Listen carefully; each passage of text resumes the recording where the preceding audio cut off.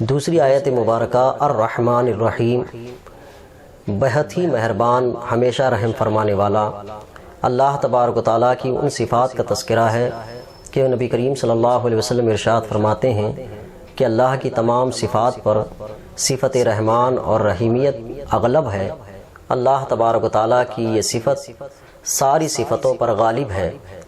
اللہ تبارک و تعالیٰ نے جہاں حمد کا طریقہ سکھایا کہ میری تعریف ان الفاظ کے ذریعے سے کی جائے، وہیں تعریف کے لیے الفاظ خود ہی منتخب فرمائے کہ رحمان اور رحیم مجھے کہا جائے، مجھے رحمان ہونے سے یاد کیا جائے۔ اللہ کی صفت قہاریت ہے، جباریت ہے، غالب ہونا ہے، عزیز ہونا ہے، لیکن رب تبارک و تعالیٰ کو یہ منظور ہے کہ بندہ اس کو رحمان پکارے، رحیم پکارے، مہربان پکارے اور اس کے حضور حاضر ہو کر اس کی رحمت کا طلبگار ہو۔ ماہ رمضان مبارک کا پہلا عشرہ رحمت سے موسوم کیا گیا ہے کہ یہ رحمت ہے، اور رحمت کہتے ہیں کہ اللہ تبارک و تعالیٰ کی جانب سے انعام و اکرام کی بارش ہونا اور وہ نعمتیں ملنا جو اللہ تبارک و تعالیٰ اپنے بندوں کے لیے چاہتا ہے۔ جو بندہ رحمت کا طلبگار ہے وہ اللہ کی انعام و اکرام کی بارش کے چند قطرات کو حاصل کر لیتا ہے۔ رمضان مبارک کے پہلے عشرے کو رحمت سے تعبیر کیا گیا ہے کہ پہلا عشرہ رحمت کا ہے، اور اللہ رحمان اور رحیم کے پکار جانے کو بڑا پسند فرماتا ہے۔ احادیث کریمہ میں مروی ہے، اللہ کے رسول صلی اللہ علیہ وسلم ارشاد فرماتے ہیں کہ اللہ تبارک و تعالیٰ کو بندوں کے ناموں رکھے جانے میں سب سے زیادہ پسندیدہ نام عبداللہ اور عبد الرحمن ہے، کہ رحمان کا بندہ، اللہ کا بندہ اس کو پکارا جائے، یہ پسندیدہ میں سے ہے۔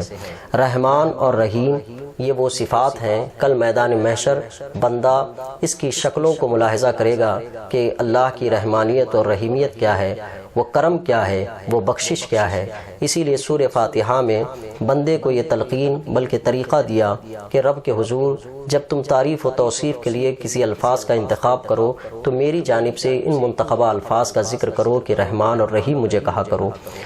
آیت مبارکہ تیسری، مالکی یوم الدین، روز جزا کا مالک ہے۔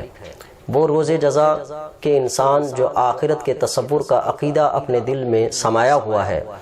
وہ روز جزا جہاں حساب کتاب بندے کا کیا جانا ہے، وہ روز جزا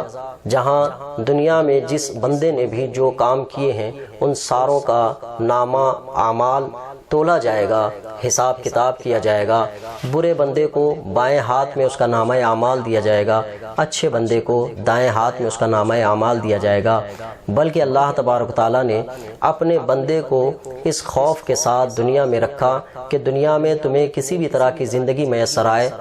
چاہے تم جس حالت میں بھی زندگی گزار رہے ہو، تمہیں مکافات عمل اور دنیا کے بعد آخرت میں اس کے بدلے ملنے کا عقیدہ ضرور ہونا چاہیے۔ اس عقیدے کی تعبیر ابتداءً ہی اسلام یا سورہ فاتحہ میں ذکر کر دی گئی تاکہ بندہ اس عقیدے کے ساتھ اپنی عبادت کی ابتدا بھی کرے اور اپنی عبادت میں اس عقیدے کو شامل رکھے۔ بڑے حیرت اور افسوس کی بات ہوگی کہ جس کا عقیدہ آخرت میں ثواب اور محرومی دونوں باتوں سے جڑا ہوا ہو، وہ کیسے دنیا میں بے باکی کے ساتھ زندگی گزار سکتا ہے، کیسے وہ اللہ کی نافرمانی اور اس کی معصیت کا شکار ہو سکتا ہے، کیسے وہ اللہ اور اس کے رسول کے فرامین کو بھلا کر اپنی نفس کی اور شیطان کے وسوسوں کے دائرے میں زندگی گزار سکتا ہے، کہ جبکہ ہر بندے کو اس عقیدے سے آگاہ کیا گیا کہ روز جزا کا مالک وہی ہے کہ جہاں پر کسی کی کوئی سنی نہیں جائے گی، ہر بندہ اپنے نامہ اعمال کے معاملے میں خود ہی پریشان ہوگا۔ اس روز جزا کے تصور کو قرآن پاک نے ایک مقام پر یوں ذکر کیا، یوم یفر المرء من اخی و امہ و ابی و صاحبتہ و بنی لکل امرئ منہم یومئذ شان یغنی وجوہ یومئذ مسفرہ ضاحکۃ مستبشرہ، کہ باپ بیٹے سے بھاگے گا، ماں اپنی اولاد سے بھاگے گی، بیوی شوہر آپس میں ایک دوسرے سے بھاگیں گے، بھائی بھائی کا ساتھ نہیں دے گا۔ وہاں